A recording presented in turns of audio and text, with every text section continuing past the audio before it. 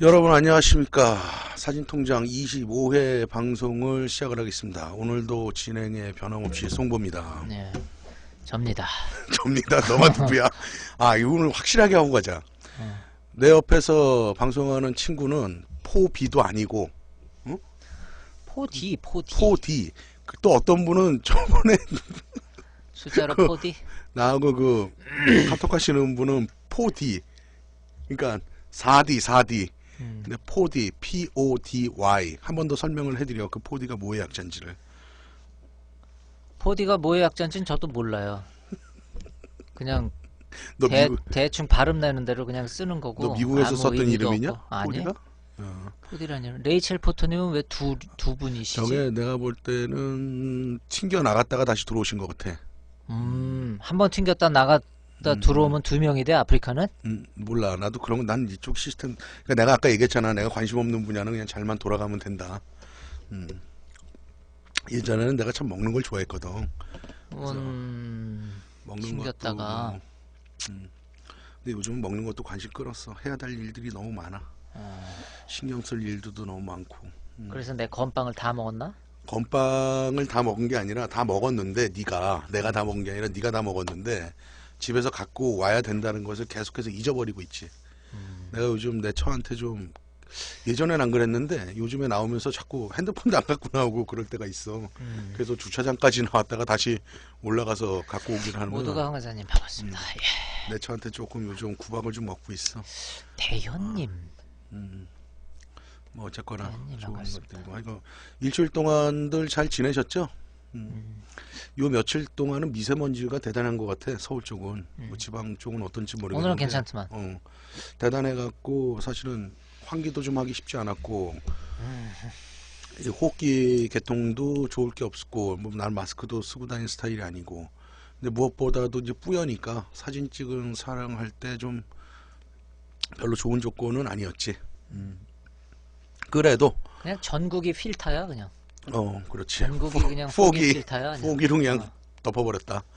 그래도 여러분들 사진 생활 잘 하셨으라 믿고 또 덕분에 또 한 10명 내외 정도 많이 오시진 않았는데 토요일 날 참여를 해주셔갖고 과천에 있는 참 거기 못 갔네. 너 못 왔지. 카메라 네, 일이 박물관에서 재밌게 카메라들 보고 또 가이드 아닌 제가 또 가이드를 하느라고 또 연락에 또 이빨을 좀 풀어드렸습니다. 카메라와 역사와 사진의 역사에 대해서 몇몇 기종만 그렇게 해갖고 재밌는 시간 보냈고요. 그날은 우리가 오래간만에 저녁을 같이 안 먹고 집에 가서 저녁 먹고 일찍 좀 헤어졌습니다. 그래서 이렇게 됐고 오늘 방송 해야지. 오늘 방송 지금 하고 있지만 오늘 주제 들어가야지. 오늘 주제는 이제 사전에 말씀드린 대로 사진 용어의 이해와 특징. 자, 요거를 왜 준비를 했냐면요. 이제 카페에서 보면은 초보분들이라면 사진 용어에 어려움들이 있어. 어려운 분들이 있고 또 그렇다고 교과서에 나오는 사진 용어의 정의 그냥 뭐뭐는 뭐뭐다 이렇게들 인터넷에는 그렇게 정도만 나와. 그 다음에 뭐 백과사전에도 그 정도만 나오는데 우리는 그렇게 하면은 그냥 베껴쓰기밖에 안 되잖아. 그래서 용어의 이해라는 건 뭐냐면 그 용어에 대한 정의, 교과서에 대한 정의를 좀 말씀을 드리고 그거에 대한 특성, 이렇게 했고 이런 특성을 갖는다. 이렇게 해서 이렇게 쓰면 더 좋을 것 같다까지 풀어드릴까 해.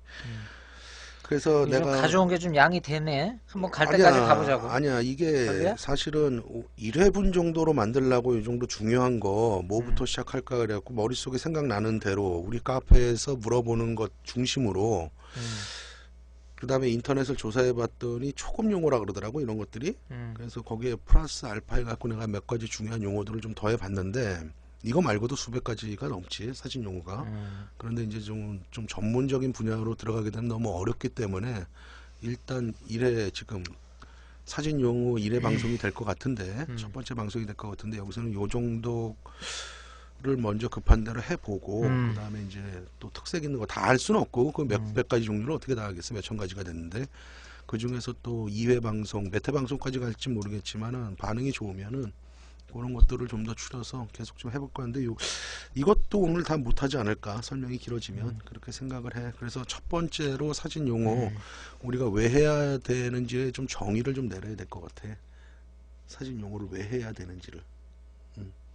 그 정의 내리면 5분 갈 거 아니야. 그러면 하지 말까 그 정의? 뭘 어, 쉽게 가자고. 쉽게 인생을 가? 자꾸 그렇게 어렵게 살지 마. 정의를 내리지 마 인생을. 그냥 있는 대로 살아. 바빠 죽겠는데 무슨 정의를 내려. 씨, 우리가 뭐 정치를 해? 어? 아야 진짜 그러고 요즘 보니까 씨 누굴 찍어야 돼? 나 그 찌라시 보고 찍을래니까 진짜 아니, 근데 답답하네. 우리가 진짜 이 방송에서는 정치 얘기를 좀 하면은 좀 그렇긴 한데. 아니 안 해. 하기는 어. 뭐 누굴 찍어야 되냐라는 건 정치 얘기 아니잖아. 아니 그러니까 어. 나는 근데 누굴 찍고 안 찍고를 떠나서 뭐 여당이다 야당이다 야당이다 여당이다 이걸 다 떠나갖고 나는 이렇게 선거를 포스터들이 많이 붙잖아. 그다음에 저번 주에 저게 왔더라고 집에. 그 요번에 나오는 국회의원이지 국회의원들 양력하고 공약들이 나왔는데 거기에 뭐뭐뭐를 어떻게 뭐뭐뭐를 하겠다고는 써 있어. 예를 들어서 뭐 지하철역을 뭐 예를 들면 이게 여기 양재동이니까 개포동에 뭐 지하철역을 신설하겠다라든가 하겠다. 왔다 갔다 하다 보면 그런 것들은 써 있는데 그걸 어떻게 하겠다라는 건 없어. 뭐 예를 들어서 지하철을 뚫는 게 응? 그게 뭐 한 사람의 국회의원이 되는 문제는 아닌 것 같고 그리고 뭘 하겠다 그러면은 뭐를 하겠다라는 건 공약은 있는데 이걸 어떻게 하겠다라는 것들은 구체적으로 나오지 않으니까. 그 사람들 특기 아니야? 응? 특기 아니야? 모르겠어. 그런 그 애매모호한 표현들 특기 아니야? 모르겠어. 부강한 나라를 만들겠습니다. 좋잖아, 뭐를 특기 씨. 그래서 부강한 나는 나라를 그리고 또 만들겠습니다. 이렇게 이제 차로 이동하다 보면 이거 이 동네 저 동네 왔다 갔다 하게 되잖아. 요즘 더럽게 시끄러워. 갔다 오게 되면 뭐라 그랬다 뭐 허무맹랑한 것도 많고 내가 볼 때는 그래 하여간 나는 뭐 정치 뭐 그래 근데 뭐 야망 맨 끝에 가서는 정치들 하고 싶다 그러더라고. 근데 아직까지 나는 그렇지는 않아. 난 별로 정치에 관심이 없어. 일단 난 그 여의도가 너무 멀어. 여의도?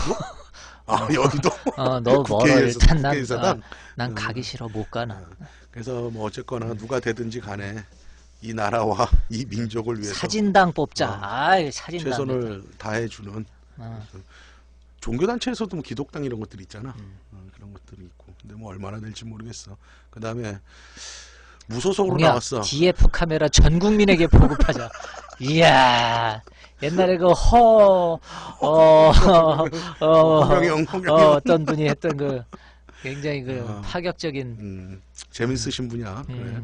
그럼 뭐 어쨌거나 자 주제로 좀 들어가 보자. 그래서 몇 가지를 좀 급한 대로 선정을 해봤는데 우선 오늘 첫 번째 용어 중에 우리가 흔히들 F 값이라는 단어를 쓰지. F 값, F 넘버 또는 F 스톱 이런 조리개, 것들 조리개지. 조리개 쪽에서 쓰는 용어인데 우주도깨님이 그랬다 수업 들어가는데 옆에다 뒤에서 또 허경영 만세.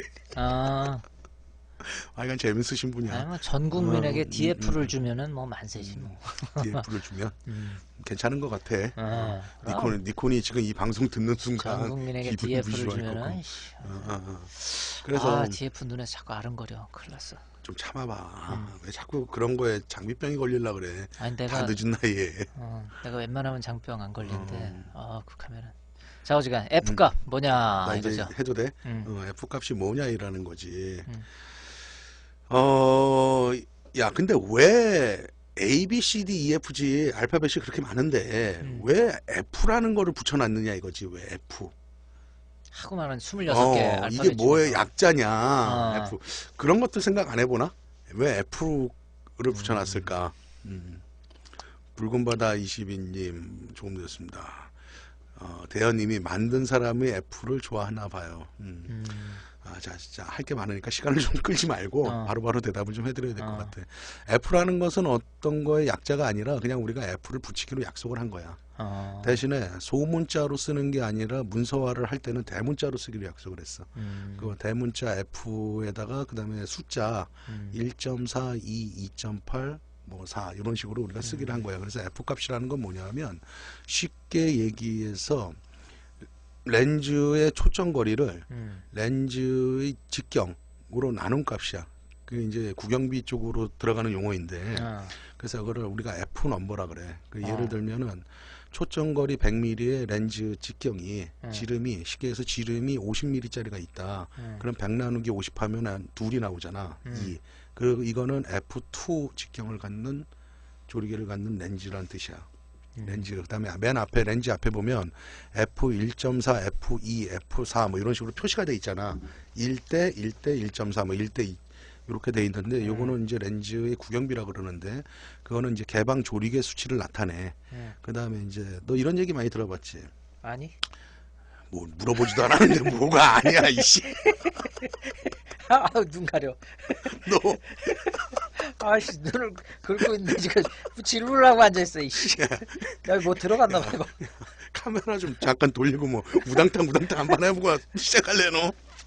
물어보지도 않았는데 우리가 촬영하다 보면 야 노출이 너무 밝아 조리개 한 스텝 좀 조여봐. 또는 야 노출이 어둡다 조리개를 한 두 스텝 열고 한번 촬영해봐 이렇게 했고 한 스텝 조리개 수출을 한 스톱 두 스톱 이렇게 표시를 하잖아. 자 그럼 그 스톱이라는 용어는 뭐냐라는 거지. 밑도 끝도 없이 어디서 나왔냐라는 용어지. 우리가 그냥 인터넷에 자료를 뒤져봐도 사진 용어 사전을 봐도 스톱은 그냥 조리개의 한 단계 한 단계를 나타내는 용어라고만 돼 있어. 근데 왜 스톱이야? 그러게. 그 유래가 어디서 나왔냐라는 왜 거지. 스톱이냐, 이거야. 딱 돌릴 때 서서 그러나? 딱딱하고? 딱딱하고? 그게 그래서 아니고 서서 그러나? 왜 지금의 카메라들은 렌즈 안에 조리개가 들어가 있어. 보통 제2 중심, 제2 주점 앞뒤를 기준으로 들어가 있는데 그 예전에 초창기의 카메라, 지금의 같은 이런 소형 카메라이고 대형 카메라겠지? 거기에는 조리개 렌즈가 있지만은 조리개를 가운데다가 예를 들어서 뭐 1.3면 1.4 구경만하게 조리개 8이면 조리개 8만 구경만하게 하나하나씩을 뚫어 갖고 내가 만약에 조리개 8로 찍어야 되겠다. 그럼 8이라는 판을 카메라 렌즈 사이에 이렇게 넣고 빛의 양을 조절을 했거든. 그 판 자체를 우리가 그때 스톱판이라 그랬어. 스톱판. 이건 진짜 어디서 누구한테 설명 못 듣는 그러니까 얘기라고 이게 잘 돌리는 들어라. 게 아니라 팔이 아예 뚫려 있는 넓이를 그냥 끼는 끼운다. 거야. 끼우는 거야. 5.6이면 또 조금 넓겠네. 그걸 그렇지, 또 빼고 그것도 끼고. 그래갖고 만든 판때기가 있을 거 아니야. 네모난 동그란 원이든 그거를 스톱판이라 그랬어. 스톱판이다. 그래서 야 조리개 8짜리 스톱판을 갖고 와 그랬고 그걸 꽂고 찍었다고. 그래서 거기에서 유래돼 갖고 우리가 조리개 한 스텝, 두 스텝, 세 스텝, 네 스텝이라는 스톱이라는 용어가 스톱. 거기서 나온 거야. 야 이런 거는 정말 진짜 불편했겠네요. 네. 불편하기도 하고. 근데 어쨌거나 그래서 이런 용어 정의들이 이런 특성들을 알고 하면 더 재밌다. 사진이 뭐 찍는 것도 재밌지만 이런 용어 하나를 알아갈 때 우리가 사진 대화할 때도 좀 있어 보이잖아. 그럼. 이거에 대해서 좀 얘기를 하고 너 왜 그게 뭔지 알아? 그랬을 때 이렇게 얘기를 해주면 좀 있어 보이잖아.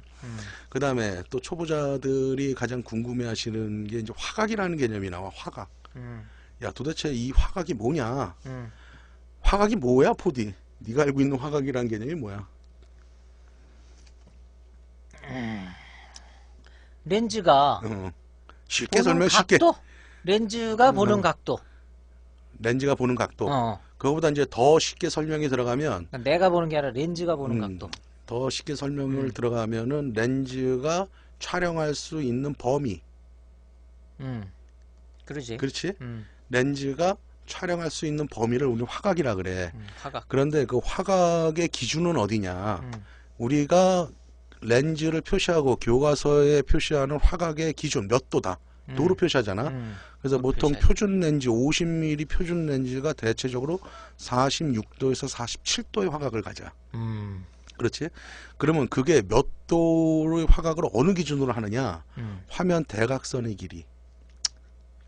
수평 수직이 아니라 이거. 화면 대각선의 길이를 우리는 화각으로 표시를 하기로 약속을 한 거야. 그래서 50mm의 표준 화각은 45도에서 46도를 갖는다. 그 광각 렌즈라는 건 뭐야? 넓은 화각을 갖는 렌즈이잖아. 그렇게 되면 광각 렌즈는 50mm 밑에 끝부터 즉 35mm부터 뭐 16mm, 14mm, 잠깐만 8mm까지. 헷갈린다. 잠깐 내가 물어볼게. 50mm가 46도라고 치자고. 뭐 그렇지. 46에 48이든 뭐 하여튼 46이다. 메이크마다 46이다. 음. 그러면은 요 렌즈가 있으면은 음. 그게 보이는 이 각도가 있을 거 아니야. 음. 그 각도기로 잰 그 각도가 46도라는 게 아니야? 대각선의 길이. 대각선의 길이야. 보이니까 쉽게 얘기해서 화각을 잴 때 대각선 그 길이까지만 우리가 그거를 체크를 하는 거야. 수평 수직으로 잴 수도 있거든. 그렇게 해갖고 우리가 대각선을 기준으로 그 화각을 잰다. 이렇게 보면 맞아. 그러니까 좀 더 아주 그러면 초보자를 위해서 더 쉽게 설명을 해주면 그냥 대각선도 무시를 해버리고 같은 거리에서 예를 들어서 1m에서 사진을 찍어 50mm면 이 모니터만 찍힌다고 봐. 그러면 35mm다 그러면 35mm의 화각은 63도에서 4도가 나오거든. 그럼 모니터보다 더 넓게 찍히겠지. 그러니까 내가 설명해 드리고 싶은 건 뭐냐면 렌즈의 화각이라는 것은 렌즈가 렌즈 초점 몇 미리의 초점 거리를 갖든 그 렌즈가 갖고 있는 고유의 찍히는 범위를 우리는 사진에서 화각이라고 정의를 한다. 그래서 광각 렌즈는 화각이 좀 넓고 망원 렌즈는 화각이 좁다. 그래서 이제 그런 특성들을 갖고 있다. 그렇게 하고 네가 아까 이제 물어본 것들 있지. 그런 것들은 이제 메커니즘 쪽으로 고급 과정으로 들어가게 되면은 좀 더 자세한 설명이 있는데 그건 좀 어려워. 그래서 이 정도로 하고 어려우면 넘어가. 원하면 해줄 수도 있어. 넘어가. 근데 한 20분 걸릴 것 같아. 그래서 이거 화각은 뭐야, 그렇게 이제. 정리를 한다. 그런데 이제 문제가 있어. 요즘 디지털 카메라에서는 이미지 센서의 크기에 따라서 화각이 달라. 같은 초점거리를 갖는다 하더라도. 그래서 모든 초점거리의 화각은 대체적으로 풀프레임 센서를 갖는 24 곱하기 36mm의 대각선에 맞춰져 있다. 이렇게 보면은 맞는 것 같아요. 그런 정도로 이해하시면은 가장 편하지 않을까. 그렇게 하고 그 다음에 초점거리. 초점거리라는 용어들이 많이 쓰지. 초점거리는 화각이랑도 같은 그 개념이 있을 거고. 그 다음에 또 뭐라 그럴까 우리가 밀리미터로 표시를 하잖아.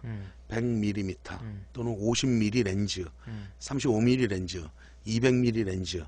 이랬을 때 200mm, 100mm, 50mm 이렇게 부르는 거를 그 렌즈 고유의 초점거리라고 우리가 용어들을 쓰는 거거든. 자, 그렇다면 초점거리는 어떻게 해서 산정이 되느냐라는 거지. 얘가 뭐 렌즈 길이가 100mm냐? 렌즈 길이가 200mm냐? 렌즈 앞부터 뒤까지 길이가 200mm냐? 아니면 렌즈 앞부터 뒤에까지가 50mm냐? 그 기준으로 삼는 건 아니고 렌즈를 보면은 렌즈의 제2주점으로부터 필름 면까지의 거리를 우리는 초점 거리라고 정의를 해. 그럼 렌즈의 제2주점은 어디에 존재하느냐? 그거는 설계상으로 존재하는 거지 실질적으로 렌즈 우리가 만든 거에서는 어딘지는 모른다. 외부에서 봐서는. 그게 뭔 주점이야? 단란 주점. 렌즈의 그러니까 어쨌든 중심이라고 보면 눈에는 돼. 안 보인다. 우리가 이제 그거를 어디다 표시해 놓지는 않는다. 렌즈를 설계할 때 렌즈 제2주점을 만들게 되거든. 근데 대체적으로 조리개가 그래도 있는 위치 대충이라도 정도가 돼. 가르쳐줘봐. 조리개가 있는 위치 정도가 거기 어딘가야? 거기가 조리개가 중심이라고 보면 돼. 위치한 곳, 날개 위치한 그 거기 어딘가? 정도라고 보면 되는데 그게 이제 광각 렌즈 쪽으로 가면 그 잡도 나오지가 않아. 그래서 엄밀하게 따지면은 우리가 그냥 흔히 사전에 보면은 렌즈의 제2주점으로부터 필름 면까지 거리 또는 렌즈의 제2주점으로부터 이미지 센서 면까지 거리라고 표시는 되는데 그 2주점이라는 것이 그러면 어디냐? 도대체 어디에 존재하느냐? 그건 우리 눈으로 확인이 안 되고 설계상의 포인트다. 포인트의 한 점이다. 그 다음에 또 하나 고급 강자, 고급 메커니즘 쪽으로 들어가면은 렌즈의 제2주점으로부터 필름면까지 거리가 될 수도 있고 렌즈의 제1주점으로부터 필름면까지 거리가 될 수도 있어. 렌즈의 1주점이라는 용어들은 우리가 일반적인 메커니즘 쪽에서는 잘 사용하지 않는 용어야. 하지만 그 렌즈의 제1주점이라는 것도 이제 나중에 렌즈를 설계하거나 그쪽으로 가게 되면 알아야 되는 포인트거든. 하지만 그것까지는 우리가 지금 이해하기는 어렵다. 근데 나보고 왜 이해하지 않아도 될 거를 어려운 것들을 왜 자꾸 말을 하느냐 이렇게 물어보면은 좀 있어 보이잖아. 농담이고요. 실질적으로 나중에 이제 광학적으로 공부하게 되면 그런 용어들이 나와요. 근데 이제 좀 어려운 용어들이 있는데 어쨌거나 렌즈 제2주점으로부터 필름면까지의 거리를 초점 거리라 그런다. 자, 그렇다면 그냥 알기 쉽게 설명을 해드리면 이런 거야. 50mm 렌즈는 렌즈의 중심부. 쉽게 설명해서 이거는 딱 들어맞지는 않아. 조리개가 있는 부분부터 필름면까지의 거리가 5cm라는 얘기야. 5cm. 100mm는 10cm. 그 다음에 200mm는 20cm. 그런데 실질적으로 봐봐. 우리가 DSLR 카메라에 뭐가 있어? 미러가 있지. 45도로 기울어진 미러. 그렇지. 그러면은 예를 들어서 20mm 같은 경우는 렌즈 제 2주점으로부터 필름면까지 중심으로부터 가운데 부분부터 필름면까지의 거리가 아주 이해를 돕기 위해서 쉽게 설명하면 2cm밖에 안 돼.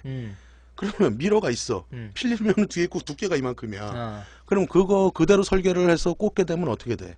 렌즈 뒷면이 닿지. 미러에 닿잖아. 그러면 그 렌즈는 못 쓰는 거 아니야. 안 쓰면 되잖아. 안 쓰면 되는 게 아니라 만들어야지. 만들어야 되잖아. 그래서 그 제2주점을 앞쪽으로 빼는 거야. 앞쪽으로.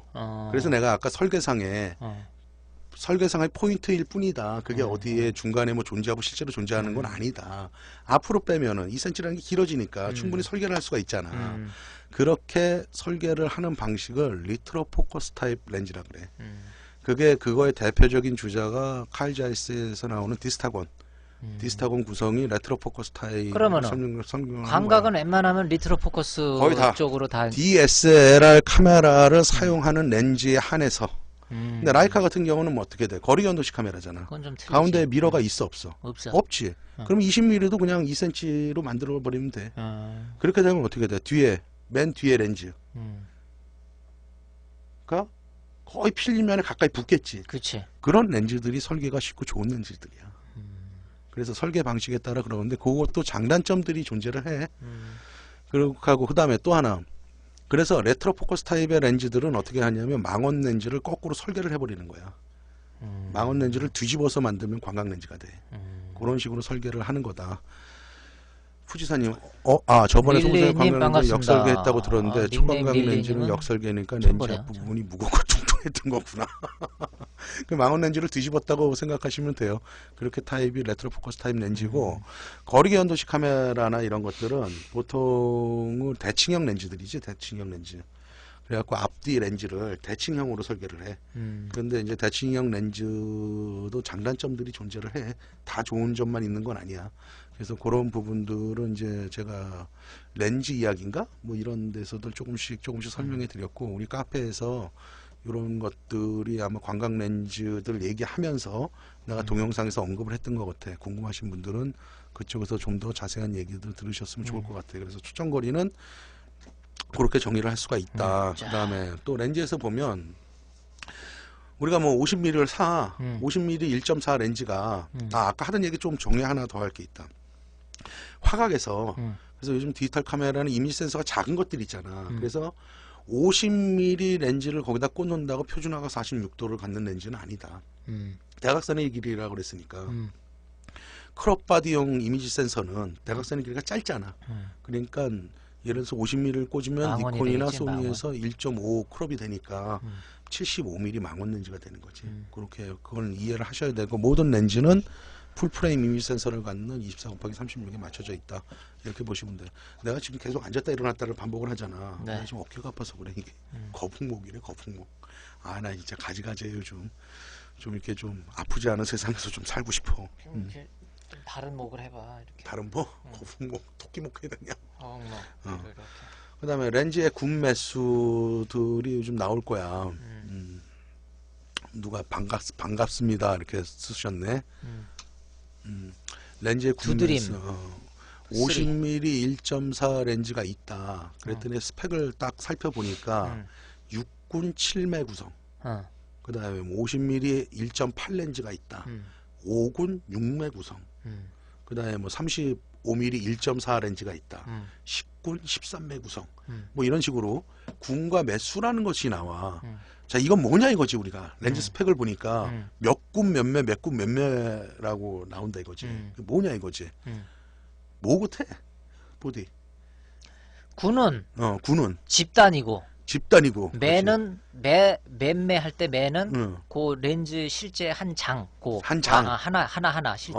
맞아. 음, 굉장히 정확한 답이야. 음, 그 렌즈를 구성할 때는 독단적으로 렌즈 한 장을 한 장을 떨어뜨려서 설계를 할 수가 있고, 음, 또 하나는 한 장을 떨어뜨려서 설계하는 방식이 있고, 또 하나는 렌즈를 붙여. 예를 들면 오목 렌즈하고 볼록 렌즈를 붙여. 음, 그러면은 두 장을 갖고 하나로 붙이면 이게 1군이 되는 거야. 대신에 매수는 몇 매야? 두 매가 되지. 자, 6군 7매 구성이라는 건 뭐냐 하면 6개의 군에 7개의 렌즈가 들어가 있다라는 얘기야. 그거는 그런 케이스는 각계 전투로 6놈이 놀다가 마지막 놈은 누군가가 짝꿍이 하나가 뭉쳐진 경우가 되겠네. 그렇지. 한 장만 독립적으로 있는 거지. 예. 한 장 하나 있다가 어. 맨 뒤에 놈은 어떤 놈하고 붙었던 소리였냐. 그래야 육군이 나오잖아. 6군 7매. 그렇지. 그렇지. 그렇게 된다라는 거야. 맞아. 내가 순간적으로 응. 내가 헷갈릴 뻔했어, 지금. 그 다음에 뭐 어떤 거는 뭐 10군 13매는 마찬가지야. 10개의 군에 10개의 군으로 이루어진 거에 13장의, 그러니까 쉽게 얘기하면 13장의 렌즈가 10군으로 묶여 있다라는 얘기야. 그래서 이거는 우리가 너무나 거기에 예민할 필요는 없어. 예민할 필요는 없고 그냥 이해하는 정도, 그 정도로 붙인다. 그게 그 소리구나. 이렇게 알면 되는 거죠. 그렇지. 그래갖고 렌즈의 그건 뭐 구매 수는 그렇게 진짜인가? 된다. 그러고 그 붙어있는 렌즈 2개 띄시면 안 돼요. 그다음에 그거 못 여기서 붙입니다. 이제 또 하나의 특성들은 이런 거야. 보통의 사진을 처음 하시는 분들의 이해를 할 때 대체적으로 렌즈의 매수가 많으면 좋은 렌즈일 것이라는 판단을 해. 근데 꼭 그렇지는 않아. 렌즈 군 매수하고 렌즈의 성능하고는 그렇게 뭐 상관관계는 그렇게 많지는 않다. 이렇게 봐야 될 것 같고, 또 하나는 아니야. 여기서 끊어야 될 것 같아. 끊어. 이거 그냥. 이거 하면 또 들어가면 안 한도 돼. 없어. 벌써 하여간 27분이야. 벌써 27분이야? 여기서 끊어야 될 것 같아. 여기서 그래서 끊어? 렌즈의 군 매수는 아까 말씀드린 대로 그런 식으로 정의하니까 크게 문제되진 않는다. 또 하나는 렌즈의 군과 매수가 많다고 좋은 렌즈의 기준은 되지 않는다. 그 대신에 대체적으로 밝은 렌즈는 어두운 렌즈에 비해서 군과 매수가, 이렇게 쉽게 얘기하면 렌즈의 매수가 많다. 그 이유는 밝은 렌즈일수록 수차가 많이 발생을 하기 때문에 수창을 보정해 주기 위해서 렌즈를 더 넣었다. 이렇게 보시면 된다. 그러니까 유리가 더 들어갔으니까 비싸다. 비싸다. 이렇게 보시는 게 맞아. 그래서 밝은 렌즈가 다 좋은 건 아니다. 그건 반대로, 그건 똑같은 이꼴 뭐냐? 비싼 렌즈일수록 성능이 좋은 렌즈라고는 말할 수 없다. 각각의 장단점들이 존재한다. 요것들을 이렇게 말씀드리고 있고, 그 다음에 이제 우리가 디지털 와서 후리사님이 뭘 썼냐? 요즘에 나오는 신형 35mm, 50mm 단렌즈들이 캐논이나 소니 칼자이스나 할 것 없이 5군 6매보다 많던데요. 화질 개선을 위한 것 때문에 그렇습니까? 이거 참 이거 참 조심스러운 답인데, 이제 요즘에 이제 4K 렌즈라 그러죠. 4K 렌즈를 해상력하고 디지털이 3000만 화소가 넘어가면서 렌즈들의 설계 방식이 조금씩 바뀌고 있는데요. 지금 이제 제가 먼저 선을 긋고 상식선에서 얘기하고 싶은 거는, 지금 제가 말씀드리고 있는 정통적인 광학 방식에 의한 설계의 데이터베이스 속에서 지금 이제 교과서적인 얘기를 해드리고 있는 거고, 지금 물어보시는 신형 35mm, 50mm 렌즈들이 5군 6매가 많다라는 것은 이제 개선 사항이에요. 그건 왜 그러냐면, 우리가 이제 해상력하고는 다른 개념인데, 화소가 높아짐으로써 주변부 화질 저하 현상들이 일어나거든. 그 이제 렌즈로 엄밀히 따지면 굴절률과 관계되는 문제인데, 그것들을 개선하기 위해서 군과 매수가 많아지는 경향이 있다. 이렇게까지를 말씀드릴 수 있을 것 같습니다. 네, 맞습니다. 화질 개선을 하기 때문에 그렇게 군 매수들이 많아진다고 보시면 되고, 렌즈들이 대체적으로 커졌죠. 같은 50mm 1.4인데도 구경들이 커졌어. 그래서 그렇게 보시면 될 것 같아요. 그 밑에 쉬운 답을 원합니다. 써놨잖아. 그럼 이게 네 그럼 되잖아. 이씨. 아니 그러면 좀 너무 성의 없을 것 같아갖고. 아니 쉬운다. 물어본 사람이 쉬운 걸 원하는데 왜 자꾸 설명을 해? 요즘 고와서 대응 아니 근데 내가 아까 설명할 때는 리뉴얼 저 렌즈라고 답이 나오는 렌즈는 쉬운 답을 갈수록 원한다가 대우용사 나오기 전에 좀, 내가 말을 한 거야. 네 그렇게 보시면 맞을. 그러면 쉬운 답을 원하십니까? 네, 잘 맞습니다. 알겠습니다. 네, 잘 네. 알겠습니다. 네. 맞습니다. 네. 자. 그다음에 이제 광학줌하고 디지털 줌이라는 용어들이 나와 요즘에 디지털 쉬운 거 카메라가. 그냥 빨빨 가자. 쉬운 거 빨리빨리 가? 어. 야 광학줌, 이거 초보들은 디지털. 어려울 수 있어. 좀 쉽게 설명해 드려야 돼. 그래도 반은 해지 오늘. 씨. 반? 반은 해지 그래도. 반은 잘하면 할 수 있어. 그래 이렇게 우리 말장난하는 시간에 계속 꾸준하게 해보자는 거야. 광학줌하고 디지털 줌이라는 용어들이 튀어나왔어. 어느 순간에 광학줌은 뭐고 도대체 디지털 줌은 뭐냐.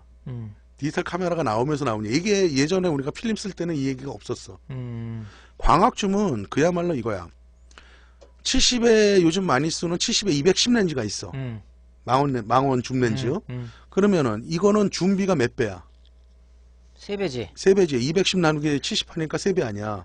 그러면 이거는 광학줌 3배를 갖는 광학줌 렌즈라 그래. 그걸 광학줌이라 그래.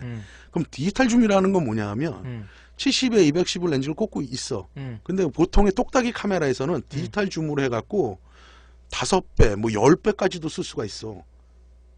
예? 70에 210을? 그러니까 10배 줌. 어. 그러니까 디지털 줌을 쓸 거냐 말 거냐라는 온 오프 기능이 있다는 얘기야. 자 그렇다면 디지털 줌이란 건 뭐냐면 이미지 센서에서 확대를 시켜주는 개념이야. 디지털 줌은. 그거는 필름 시절 때로 얘기를 하면은 우리가 24 곱하기 36mm 필름을 50mm로 찍었어. 그거를 우리가 어떻게 프린트를 할 때 어떻게 할 수가 있어? 트리밍을 할 수가 있잖아. 그러면 가운데 부분을 더 크게 보이게 프린트를 할 수가 있잖아. 그게 지금의 디지털 시대에서는 디지털 줌이야.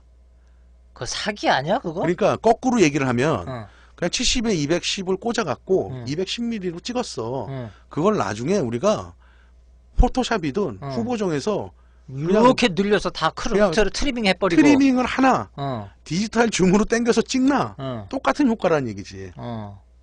근데 이 사진을 처음 하시는 분은 디지털 줌인지 광학 줌인지 모르니까 야 이거 엄청나게 땡겨지나 보다 라고 생각을 해. 그럴 수 있겠네. 무슨 얘기인지 알지? 그러니까 쉽게 얘기해서 50mm로 찍으나 디지털 줌 2배를 해서 100mm로 50mm 찍은 거를 트리밍을 반을 해버리나 디지털 좀 더 땡겨갖고 100mm 화각으로 찍나 화질은 똑같다라는 얘기야. 그러니까 그거에 너무 예민해질 필요는 없다. 그래서 내가 권해드리는 말씀은 디지털 줌은 가능하면 사용하지 않는 것이 좋다. 그럼 그건 엄밀한 의미의 그 생생한 줌이 아니지 어떻게 보면은. 화질 저하의 요인이지 잘라내는 거니까. 그렇지. 근데 저기 써 있었네. 대마도인데 대현님이. 내가 지금 대현님이 스마트폰의 디지털 줌. 스마트폰이 대표적이지. 그렇지. 이렇게 늘리면 그게 줌이 되는 게 아니라 결국은 다 보이는 거에 조각만 보여주는 거 아니야. 그리고 결국은. 스마트폰은 보통 단렌즈들이 달려가 있잖아. 단렌즈. 그거를 근데 줌 기능이 있다? 그럼 100% 디지털 줌이지. 야, 단렌즈가 어떻게 줌 기능을 해? 그게 사기야 그거. 사기야. 안 쓰는 게 좋다. 그냥 일단 찍은 다음에 나중에 그것만 하면 돼 그냥. 크롭을 해. 그게 좋다. 그래서 광학 줌하고 디지털 줌은 이런 상관관계라가 아니라 이게 어떻게 보면은 디지털 줌을 아이폰도 나도 경험해봤는데 쑥 당겨가지고 찍는 것보다 그냥 찍고 나중에 거기를 확대하는 게 오히려 화질이 더 좋아. 왜냐면 쑥 당기면 있지 더 흔들려. 더 흔들려? 진짜야. 이상해 그거.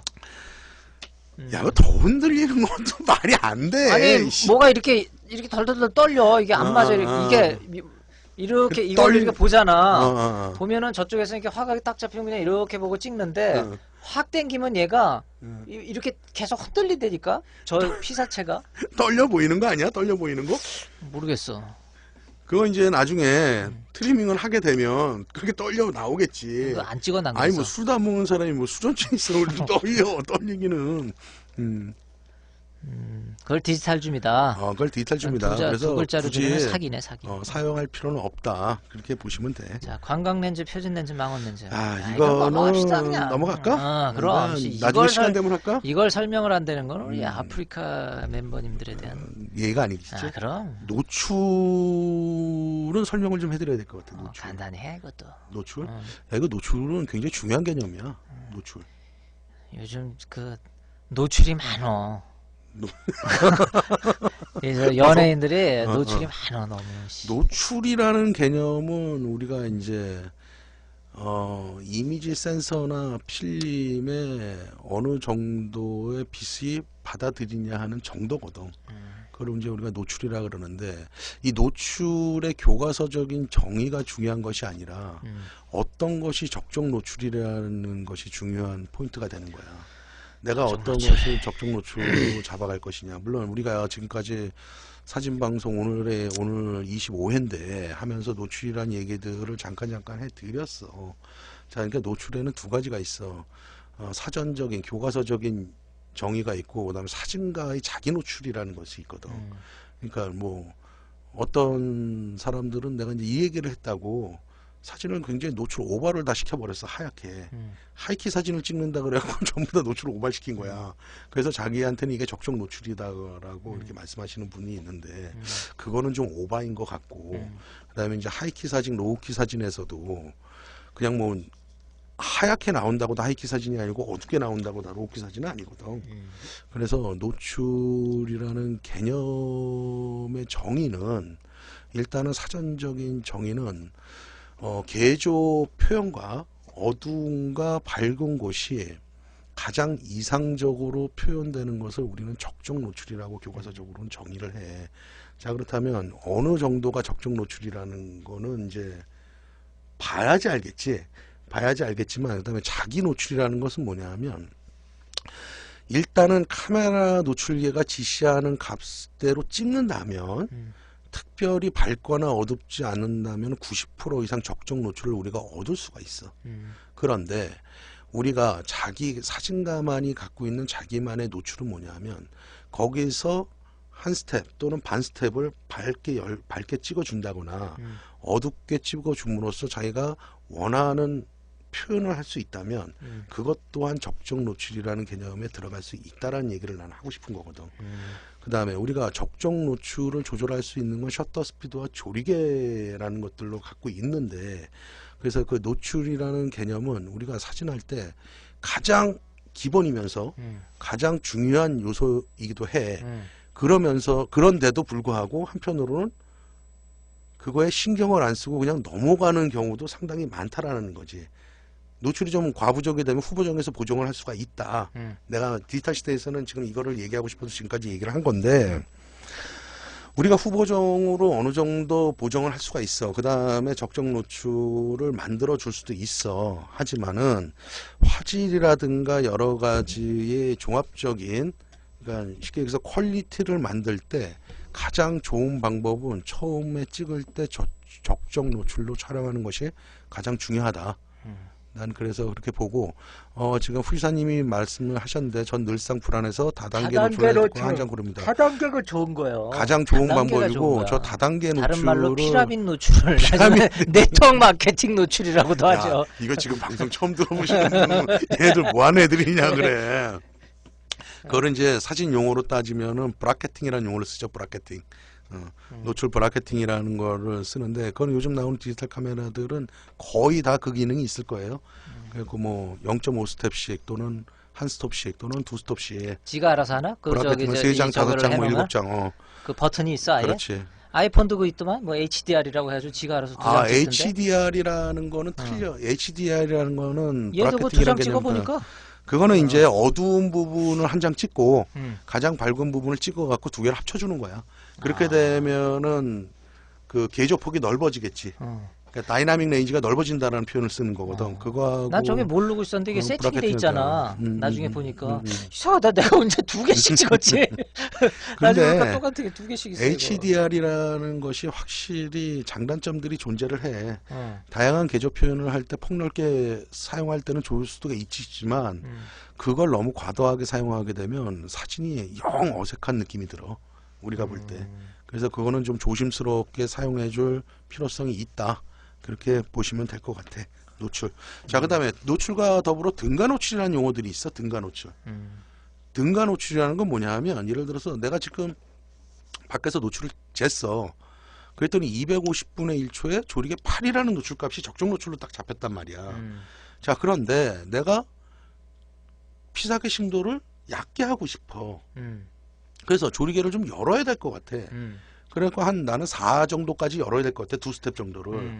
그러면 250분의 1초에 8이 적정 노출이라면 5.6, 4, 2스텝을 조리개를 열어줬잖아. 그러면 똑같은 노출값을 만들기 위해서는 어떻게 해야 돼? 셔터 스피드를 빠르게 해야 되겠지. 그러면 250분의 1초에 8이 적정 노출이었으니까 500, 1000. 그러면 1000분의 1초에 F4. 랑은 노출값이 똑같다는 얘기야. 그렇지. 아까 노출이랑 같이 연관되는 얘기거든. 그럼 250분의 1초에 조리개 8이나 1000분의 1초에 조리개 4나 또는 500분의 1초에 조리개 5.6이나 이 세 가지의 노출 값은 그러니까 쉽게 얘기해서 이미지 센서나 필름용까지 들어오는 빛의 양은 동일하다는 얘기지. 근데 다만 움직임이라든가 피사계 신도는 달라진다. 어떤 식으로 찍든 간에 노출값이 세 개의 가지수가 동일한 노출값을 갖는다. 이거를 우리는 사진 전문 용어로 등가 노출이라는 용어를 쓰는 거야. 무슨 얘기인지 알지? 그러니까 그냥 같된 소리 아니야. 같다는 얘기야. 같다는 얘기야. 등가 노출. 그렇게 보시면 돼요. 등가 노출이 굉장히 어렵게 생각을 하셨고 이게 뭐지 그러는데 어떠한 조합을 짜더라도 필름이나 이미지 센서 면에 도달하는 빛의 양 같다. 이거를 우리는 나만 등가 못 봤나? 노출이라고 나는 해요. 오늘 릴리잇 별 에스토리 두드림 3 저 닉네임 분들은 처음 뵙네. 그런 거야? 자네 봤어? 나는 지금 채팅창은 네가 맡고 있잖아. 아니 너 볼 순 있잖아. 잘 안 보지. 아니 나도 처음 봤어 세 분은. 반갑습니다. 나 확신이 없어서 얘기를 피해가는 거야. 카메라나 사람이나 과다 노출은 안 좋아요. 그렇죠. 안 좋아. 자, 그 다음에 이제 우리가 또 사진 용어에서 이 렌즈는 굉장히 콘트라스트가 강해. 야, 이 렌즈는 왜 이렇게 사진이 콘트라스트가 없이 플랫하냐? 이런 얘기들을 듣잖아. 콘트라스트라는 용어 별 ST. 난 저번에 뵙는 것 같은데?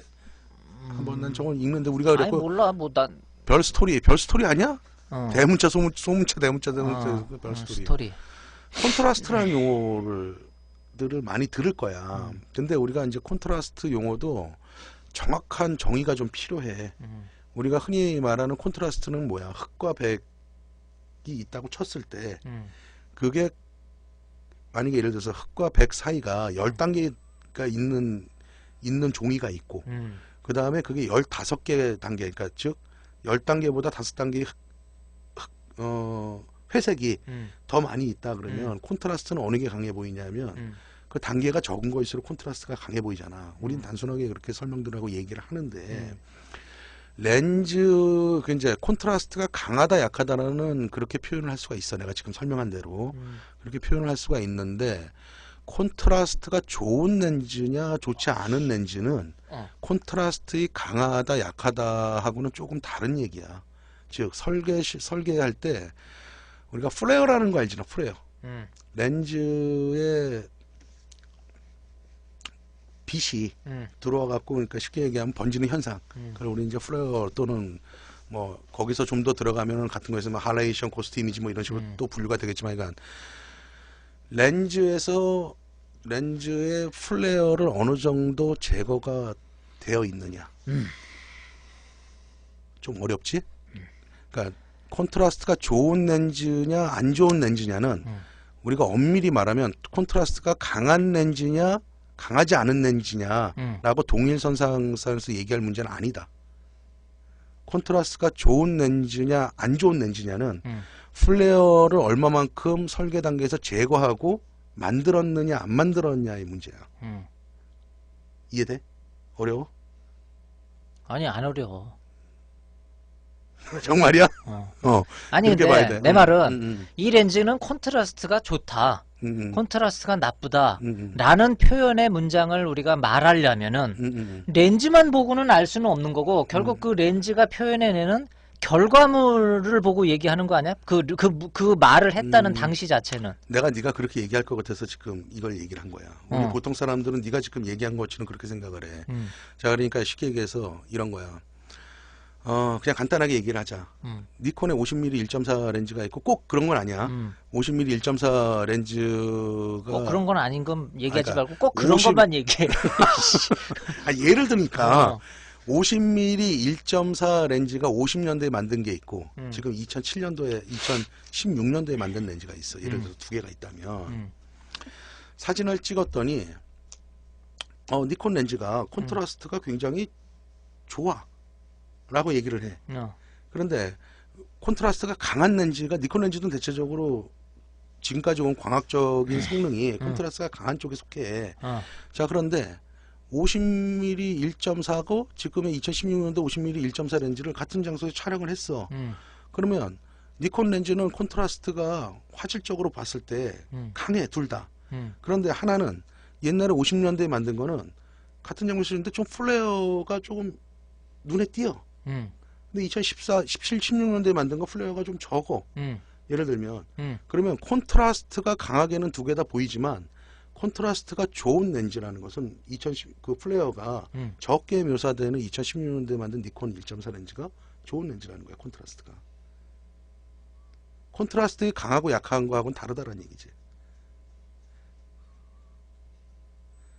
똑같은 콘트라스트를 보인다 하더라도 하나는 어느 정도의 플레어가 있느냐, 하나는 플레어가 완벽하게 제거됐느냐. 그랬을 때 플레어가 남아있는 것은 콘트라스트가 안 좋은 렌즈라고 우리가 얘기를 하고. 2010년께 남았었어? 내가 그랬잖아. 그래서 이건 하나의 예를 드는 거라고. 그런데 그 플레어가 우리가 눈에 띄게 그렇게 보이느냐, 그건 아니야. 그건 실험실에서 내는 데이터라고 그랬잖아, 내가. 그랬을 때 콘트라스트의 플레어를 얼마만큼 제거했느냐 안 했느냐가 콘트라스트가 좋은 렌즈 나쁜 렌즈로 평가를 할 수 있는 거고, 광학적으로 따질 때 우리가 지금에 와서 사진을 볼 때 뭐 예를 들면은 예전에 필름 시절 때 니콘은 콘트라스트가 강한 렌즈라고 표현을 해. 캐논은 콘트라스트가 좀 니콘보다 약한 렌즈라고 표현을 해. 내가 이걸 얘기하고 싶어서 지금 얘기를 하는 건데 콘트라스트를 강하다, 콘트라스트가 약하다고 표현하는 게 맞는 거지. 콘트라스트가 이건 좋다, 이건 나쁘다라고 표현을 보통 하거든. 그건 잘못된 표현이라는 거야. 왜 이 단어 하나가 중요하냐 하면, 그러면 니콘 렌즈가 캐논 렌즈보다 그냥 좋은 렌즈가 돼버린다는 얘기야. 그래서 우리가 그 구분을 확실하게 해줘야 된다는 얘기지. 콘트라스트가 좋다, 나쁘다 이런 식으로 표현하지 말고 콘트라스트가 강하다, 강하느냐 약하느냐라는 거야. 이렇게 표현해라 이거지. 자, 콘트라스트가 강하면은 장단점들이 있는 거야. 콘트라스트가 약하면은 좀 뭐랄까 산뜻한 맛. 거기도 장단점이 있겠지. 산뜻한 맛은 좀 못하지만 있고. 그거는 좀 못하지만 개조폭은 더 넓을 수 있다는 얘기야. 콘트라스트가 강한다는 것은 깨끗하고 산뜻해 보이지만 그 개조폭은 좁아 보일 수 있다는 얘기야. 좁을 수 있다는 거야. 그러니까 묘사할 수 있는 게. 그런데 우리는 지금까지, 내가 왜 이 얘기를 하냐면 우린 지금까지 계속 그 용어들만 썼어. 그래서 콘트라스트가 이 렌즈 좋은데 콘트라스트 이 렌즈는 그러니까 안 좋은데 콘트라스트는 좋다 나쁘다라는 말하고 쓰지 말아라. 강하냐 약하냐. 그 문제에서 봐야 된다라는 거야. 아니, 너 이거 굉장히 중요한 얘기야. 중요해. 오케이. 왜 중요하냐 하면 우리가 단순하게 그냥 콘트라스트가 이거 좋다, 콘트라스트가 나쁘다 그러면 콘트라스트가 나쁜 렌즈는 그냥 나쁜 렌즈가 돼버린다니까. 우리가 사진을 하고 렌즈를 선택할 때 그건 다른 차원의 문제야. 콘트라스트는 좋다 나쁘다라는 거하고 쓰지 맙시다. 예. 그래서 내가 아까 강하냐 약하냐. 콘트라스트가 좋냐 나쁘냐는 실험실에서 설계라고 데이터를 낼 때 플레어를 얼마만큼 제거가 됐느냐를 좋다 나쁘다로 평가를 하는 거야. 그건 우리가 사진적으로 볼 때 아주 미세한 차이거든. 오케이. 그러니까 특성이 다른 거지, 강하고 나쁜 거지, 그게 강하고 약한 거지, 그게 렌즈를 평가할 수 있는 절대적인 목표는 아니다. 이렇게 말을 하고 싶은 거야. 그 다음에 이제 해상력. 해상력이라는 단어 많이 들어봤지. 자, 그렇다면 이미지 센서를 쓰고 있는 지금 디지털 카메라에서도 해상력이 존재를 하느냐? 그거를 좀 따져볼 필요성이 있어. 일단 결론을 후지사님이 아까 요청 주셨잖아. 어. 해상력은 뭐냐? 가장 쉬운 답을 먼저 말해. 나도 골치 아파. 가장 쉬운 답을 먼저 말해놓고 그 다음에 부가 설명을 하라 이거야. 나중에 가장 쉬운 답을 말하면은 씨 여태까지 들었던 게 뭐야? 그러니까 일반 사람들 좀 이해를 좀 해줘. 이씨. 그냥 가장 쉬운 답을 먼저 얘기를 해. 일단은 화질? 어. 화질이라고 말을 하는데 이것도 왜냐하면 내가 왜 이렇게 자꾸 풀고 가냐면 우리가 단순하게 이 얘기부터 한번 해볼까? 야 이거 사진이 참 화질이 좋다. 이거 참 화질이 좀 거지 같다. 이런 얘기들 많이 하잖아 사진을 보면. 그러면 우리가 화질이라는 단어를 썼단 말이야. 자 그렇다면 화질이라는 단어에는 콘트라스트, 샤프니스, 해상력 이 세 개가 다 포함이 되는 거야. 꼭 해상력만 높다고 그래갖고 화질이 좋다라고 말을 못해. 해상력은 높은데 대체적으로 근데 해상력이 좋은 렌즈들이 콘트라스트나 샤프니스도 그러니까, 좋아. 그만해. 그 나물 아니야. 이씨. 아니야. 아니 알아. 그래. 뭔 소리 하려고 그러는지 아는데 내 자, 말은 알았어. 내 말은 알았어. 해상력이 좋은데 콘트라스트가 엿 같다. 어, 이런 렌즈 별로 없지 않냐 이 말이지 나는. 있어? 있어? 있어. 많아. 어떤 새끼하고 아니, 어떤 많아. 개 같은 렌즈. 내가 메이커라 말은 못하겠지만 많아. 그래? 그런 렌즈들 많아. 그래서 자 내가 간단하게 설명할게. 해상력은 렌즈의 해상력이 따로 있고 예전엔 필름의 해상력도 따로 있었어. 근데 이제 지금부터 설명을 간단하게 할게. 이미지 센서를 쓰는 지금에 와서는 해상력이라는 용어를 쓰기가 좀 뭐해. 왜냐면 화소라는 개념이 들어와 있기 때문에 그렇거든. 그래서 굳이 따진다면은 해상력하고 화소하고 넣는 이 꼴이냐 라고 봤을 때 그렇게 비교는 할 수 없지만 그래도 그렇게 표현을 할 수밖에 없을 것 같아. 어렵지? 그러면 그래도 그냥 아니야. 그렇게... 야 내가 왜 그러냐면 정답이 아닌 걸 자꾸 정답이라고 말을 해줄 수는 없는 거잖아. 그래서 그렇게 빨리 그렇게 표현할 수 늦눈이라고 할 수는 없지만 그래도 늦눈이라고 할 수 있지. 뭔 소리야 이씨가 할 수 있대 소리야 없대 소리야. 이거 오늘 왜 이래 이거. 자 그렇다면 이제 그러니까 해상력의 정의는 일단 사방 1mm 안에 몇 개의 라인을 그을 수 있느냐가 교과서적인 정의야. 사방 1mm 안에 몇 개의 라인을 그을 수가 있느냐. 그러니까 많이 그으면 좋은 거지. 그러니까 좀 더 쉽게 많이 그을수록 좋은 거지. 좀 더 쉽게 나는 그래야 이해가 된단 말이야. 좀 더 쉽게 설명을 하면은 얼마만큼 세밀한 묘사를 해줄 수가 있느냐. 그게 해상력의 척도다. 자 그런데 이제 중요한 얘기인데 80년도 이후에 나온 렌즈들, 1980년도 기점으로 80년도 이후에 나온 렌즈들 또는 카메라, 그다음에 요 근래에 나오는 이미지 센서들 기준으로 봤을 때 해상력이 나빠서 못 쓰는 렌즈는 없다. 그러니까 어느 정도의 우리가 예를 들면 해상력을 100이라고 하는 척도로 봤을 때 우리 눈은 뭐 90 정도까지밖에 구분을 못한다. 그런데 요즘에 나온 80년대 이후에 나온 렌즈 해상력으로만 따진다면 해상력은 대체적으로 90을 다 넘는다. 자, 어느 회사든지 그렇지 거의 다. 아무리 똥렌즈도 해상력이 그러니까 화질이 나빠서 못 쓰는 렌즈는 없다. 다만 우리가 그 화질이 우리 세상적인 속된 말로 구라라는 표현을 쓰잖아. 구라? 김구라? 구라. 왜 이렇게 또 이렇게 구리다. 구리다. 그러니까 구라가 아니라 구리다 이렇게 과연 화질이 구리냐? 구라다가 아니라 구리다. 내가 착각했어. 구리게 보이는 이유는 뭐냐면 콘트라스트나 샤프니스가 그거를 못 받쳐주기 때문에 그래. 근데 우리는 그게 이게 해상력이 떨어진다는 판단을 쉽게 해버리는 거야. 어려워. 일반 사람들은 뭐 그러니까 어떤 마음에 안 드는 사진을 봤을 때 콘트라스트하고 조금 아까 뭐 또? 샤프니스. 콘트라스트하고 샤프니스하고 해상력하고 야 그러니까 생각을 해봐. 어떤 사람이 사진을 봤는데 왠지 이상해. 근데 이 이상하다는 표현을 내가 지금 이 상황을 콘트라스트라는 단어를 써야 되나 샤프니스라는 단어를 써야 되나 해상력이라는 단어를 어려운 문제야 이거. 어려운 거야. 그냥 사진이 구리다.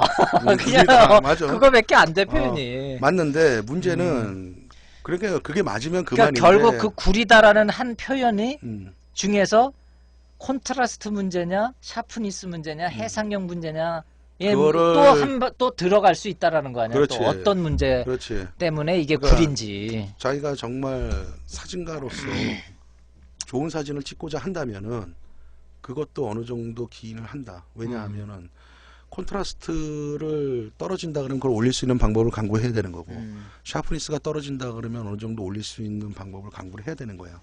그러니까 내가 하고 싶은 얘기는 그 중에서도 네가 지금 얘기를 잘했는데 그 판단을 하고 안 하는 거는 어느 정도의 사진을 보는 눈, 즉 경험치가 많이 쌓여야 되겠지. 그게 쌓여야 되겠지만은 그거를 단순하게 내 렌즈는 야 이거 해상력이 안 좋아 그래서 다른 렌즈로 바꾸는 게 아니라 아 이게 콘트라스트에 뭐가 문제가 있나 보다 내가 촬영을 할 때 자 그렇다면 여기서 콘트라스트를 어떻게 올려줄 것이냐 샤프니스가 문제가 있는데 이거를 좀 어떻게 올려줄 수 있을 것이냐 그 올리는 것까지 최선을 다했는데 안 되면 렌즈를 그때 바꾸는 거거든. 그러니까 우리가 단순하게 야 이거 화질이 구려 이거 렌즈 안 좋은 거야 이렇게 판단할 수 있는 문제가 아니고 그다음에 우리가 렌즈들을 선택을 할 때도 지금에 와서는 해상력의 기준을 삼는 것이 아니라 내가 그랬잖아 80년대 이후에는 해상력이 나빠서 못 쓰는 렌즈는 없다. 콘트라스트나 샤프니스가 좋은 렌즈 쪽을 선택하는 게 굉장히 옳은 방법이다. 그렇게 보면 될 것 같아. 뭐야 또 두드림? 두드림 맞지? 영어? 캐논 50mm 나 이거 잘안 f1.2는 보여, 무엇이 부족한 건가요? 뭐가 부족해요? 부족하기는 1.2 캐논 50mm f1.2는 무엇이 부족한 건가요? 개방에서 1.2 같은 경우는 이것도 설명을 좀 해드려야 되나? 1.4보다 0.2가 부족하네요. 1.2는 일단 렌즈 값이 비싸요. 1.4에 비해서. 그러면 성능이 답 압도적으로 나왔네. 해당 렌즈는 돈이 부족합니다. 압도적으로 좋아야 되는데 그렇지는 않거든요. 그건 왜 그러냐면 렌즈 설계에 따라서 보통 이제 수차들이 존재하는데 f1.4까지는 보통 비구면 렌즈를 쓰는 렌즈들이 거의 없어. 요 근래 들어서 쓰고 있는 거지. 거기까지는 수차 보정, 잔존 수차가 대체적으로 완전히 없다라는 것이 아니라 양호하게 잡혀. 그런데 1.2는 반스텝 차이거든. 그 반스텝을 더 크게 반스텝을 열어줌으로써 잔존 수차를 가 굉장히 많아지는 거야. 그래서 우리는 비구면 렌즈를 써갖고 그 잔존 수차를 잡으려고 비구면 렌즈를 넣다 보니까 렌즈 값이 올라가는 거야. 근데 더 큰 문제는 뭐냐면 그 수차를 잡기 위해서 비구면 렌즈를 써갖고 금액까지 올라갔는데 그럼 그 잔존 수차가 다 잡히느냐? 그렇지가 않거든. 그래서 대체적으로 50mm 1.2 그런 L 렌즈라든가 니콘에서는 예전에 녹트 렌즈라 그랬지 녹트? 녹트 렌즈라든가 이런 비구면 렌즈라 그래서 다 좋은 게 아니라 개방으로 찍게 되면 대체적으로 소프트한 감이 있지. 그 소프트한 감은 어디서 오냐면 구면 수차가 남아있기 때문에 그런 것들이 오는 거거든. 그래서 조리개를 어느 정도 조여서 써줘야 될 필요성이 있고 저렇게 밝은 렌즈들은 그러면 저게 다 나쁜 거냐? 아니지. 정말 반스톱이라도 더 빠른 게 찍고자 할 때, 즉 셔터 스피드를 확보하고자 할 때는 어쩔 수 없이 써야 되는 문제야. 근데 단순하게 더 위험한 생각은 뭐냐면 단순하게 저 밝은 렌즈들이 좋기 때문에 그 많은 비용을 주고 산다라는 게 위험한 발상이라는 거지. 그렇게 보시면은 정확한 답이 아닐까 저는 이렇게 보고 있어요. 아씨 2분 남았어. 네. 이거 가면서 해상력까지 했지. 여기까지 하자. 샤프니스 못하겠다 오늘. 샤프니스 오늘. 샤프는 샤프를. 아니 샤프니스 같이 한 거야. 어. 샤프니스는 이제 샤프니스가 좋은 렌즈들은 이렇게 딱 보면 돼. 내가 사람 맞박을 찍었어. 그리고 머리카락이 정말 하나하나 살아나오는 렌즈들은 대체적으로 콘트라스트와 샤프니스가 좋은 렌즈들이야. 그 다음에 그게 무너진다. 그냥 떡이 돼버린다. 그거는 대체적으로 콘트라스트나 샤프니스들이 좀 떨어지는 렌즈야. 그 다음에 또 하나 콘트라스트나 샤프니스는 대체적으로 조리개를 어느 정도 조여야지 상승을 해. 같은 조건일 때, 같은 렌즈일 때. 조리개를 보통 개방 쪽에서 찍게 되면 콘트라스트나 샤프니스가 저하가 되지.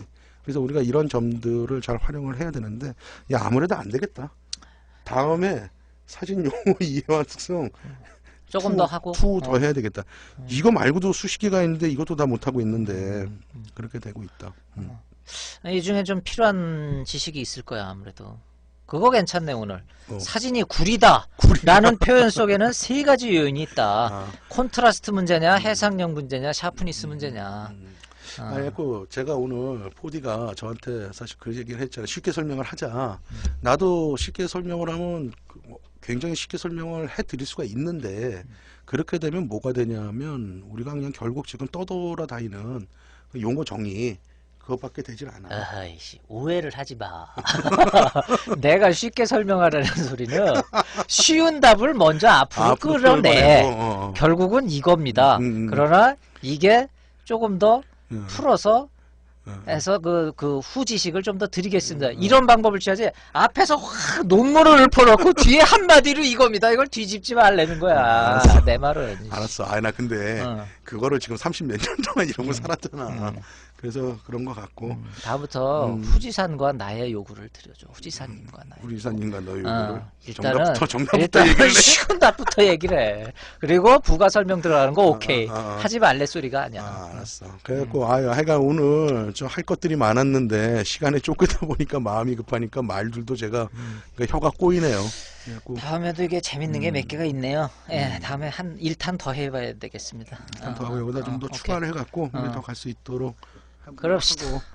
여러분들 요즘 뭐 미세먼지에다가 또 뭐 황사에다가 뭐 호흡기 질환도 많이 걸릴 수 있는 조건들이 있고 가장 중요한 거는 환경이 못 따라주니까 사진 찍기도 좀 불편한데요. 13일 날 환경이 따라주죠. 얼른 가서 선거하시고 또 사진을 찍어야 되는데 그날 또 다행히 비가 온대네요.